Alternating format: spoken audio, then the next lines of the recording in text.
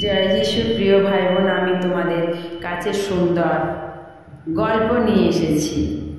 ঈশ্বরের বাক্যের সঙ্গে সঙ্গে গল্প, কারণ প্রভু যিশু মানুষকে বিভিন্ন উপমা দিয়ে বুঝিয়েছিল, তাই আমি সেই গল্পই তোমাদের কাছে নিয়ে এসেছি ঈশ্বরের আশীর্বাদে।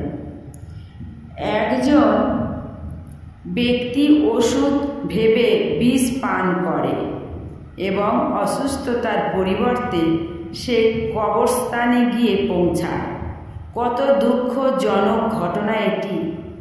এই রকম যে ব্যক্তিরা ভাবেন যে ধন উপার্জন করে জীবনে শান্তি পাবেন, তা তিনি কোনো দিনও পাবেন না, বরং এর বিপরীত ঘটনাই তার জীবনে ঘটে। পবিত্র শাস্ত্র বাইবেলে লুকচরিত সুসমাচার আমরা পড়ি যে ঈশ্বর একজন ব্যক্তিকে মূর্খ বলেছেন। তিনি ছিলেন একজন ধনী ব্যক্তি, কোটিপতি। তার কাছে ছিল পৃথিবীর সমস্ত খুশি, সুখ এবং আরাম। তার কাছে কোনো কিছুই অভাব ছিল না, কিন্তু ঈশ্বরের দৃষ্টিতে এই ব্যক্তি ছিল মূর্খ। ঈশ্বর এই ব্যক্তিকে মূর্খ বলেছেন কেন? লুক রচিত সুসমাচারে আমরা দেখতে পাই 12 অধ্যায়ে 13 থেকে 21 পদে যে লোকটা যে পরে লোক সমূহের মধ্যে হইতে এক ব্যক্তি তাহাকে বলিল, হে গুরু, আমার ভ্রাতাকে বলুন যেন আমার সহিত পৈতৃক ধন বিভাগ করে।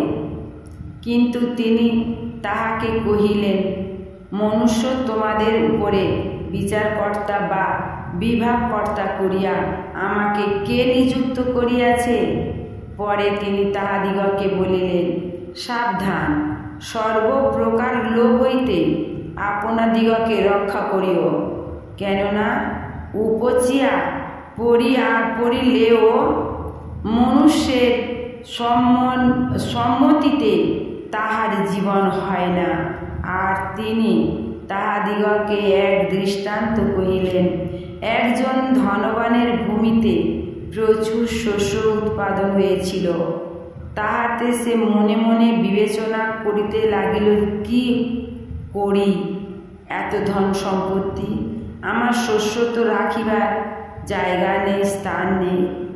পরে সে কহিল, ওই রূপ করিব, আমার গোলাঘর সকল ভাঙিয়া বড় বড় গোলাঘর নির্মাণ করিব এবং তাহার মধ্যে আমার সমস্ত শস্য ও আমার দ্রব্য রাখিব।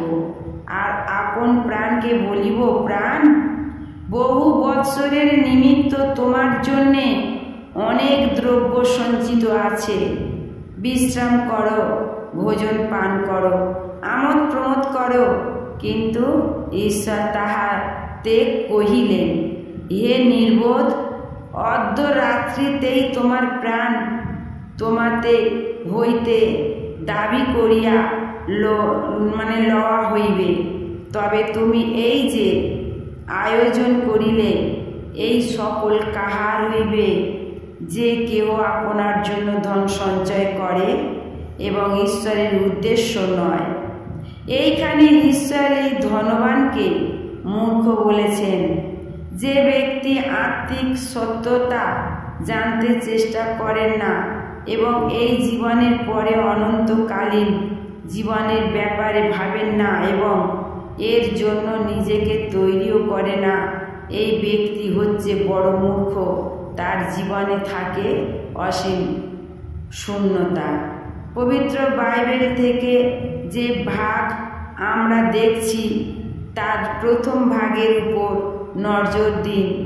একটা ভিড়ের মধ্যে থাকা একজন ধনবান ব্যক্তি প্রভু যিশুর কাছে এলেন এবং বললেন যে পিতার সম্পত্তি তার এবং তার ভাইদের মধ্যে ভাগ করে দিন। হতে পারে বহুদিন ধরে এই ব্যক্তি সম্পত্তি ভাগের জন্য তার ভাইদের বলেছিলেন।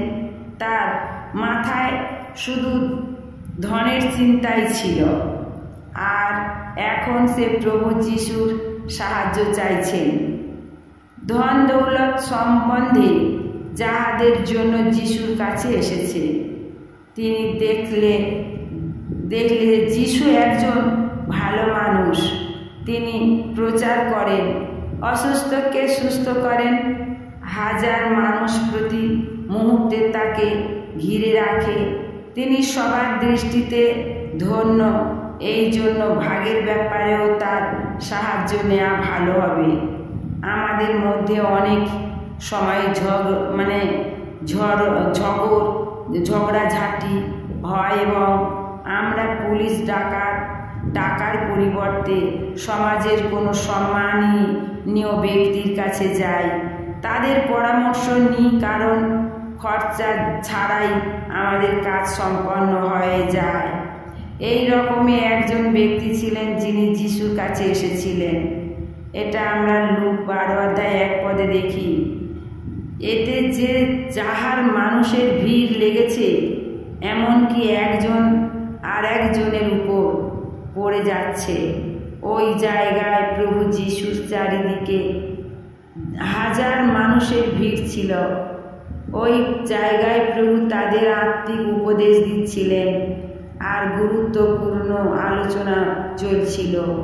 ওইখানে এক ব্যক্তি পড়তে পড়তে যিশুর কাছে পৌঁছালেন এবং বললেন, গুরু, দয়া করে আমার জন্য একটা কাজ করবেন। আমার ভাইয়ের বলে দিন পিতার সম্পত্তিতে আমার যে ভাগ আছে তা আমাকে দিয়ে দেয়া হোক। যদি মানবীয় দৃষ্টিকোণ থেকে দেখা হলো তাহলে সে কোনো ভুল কাজই করেননি।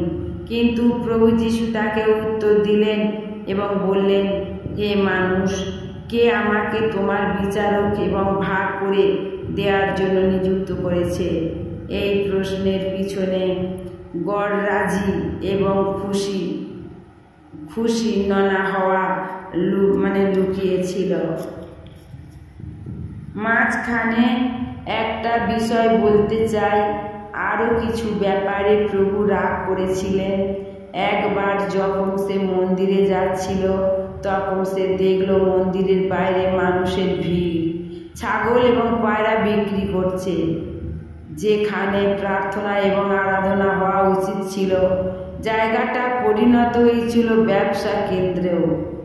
এই দৃশ্য দেখে প্রভু যিশু রেগে গেলেন এবং পশুগুলিকে মেরে তাড়ালেন। আর যে লেখা আছে, আমার পিতার ঘরকে প্রার্থনা ঘর বলা হয়, কিন্তু তোমরা ডাকাতদের ডেরার মতো তৈরি করে ফেলেছ। এটা প্রার্থনা করার জায়গা, ব্যবসা করার জায়গা নয়। প্রভু যিশু ওই ধনী ব্যক্তির উপর রেগে গিয়েছিলেন কেন? যিশু তাকে বলতে চেয়েছিলেন যে দুনিয়ার ধন দৌলত যা একদিন শেষ হয়ে যাবে তা কিন্তু মহত্বপূর্ণ হয়। এই পৃথিবীতে যে সমস্ত মানুষ ধন সম্পত্তির সেবা করে তারা তাদের অমূল্য আত্মাকে হারিয়ে ফেলবে। প্রভু যিশু তার শিষ্যদের এবং সাধারণ মানুষের উদ্দেশ্যে বলেছেন যে কোনো মানুষ ধন এবং ঈশ্বর সেবা একসঙ্গে করতে পারে না। প্রভু যিশু বলেছেন, যখন আমরা ধন দৌলত এবং এই পৃথিবীর সুখ স্বাচ্ছন্দ্যে সময় নষ্ট করি, তখন আমরা বহু মূল্যবান বস্তুই হারিয়ে ফেলি। এই ব্যাপারটা আমরা দেখতে পাবো লুক 12 আমরা দেখতে পাই। জয় যিশু, সবাইকে জয় যিশু। আবার তোমাদের সামনে বাক্য নিয়ে গল্প নিয়ে আসছি। জয় যিশু। আমার সঙ্গে থেকো ভাই বোন, আর সাবস্ক্রাইব দিতে ভুলো না।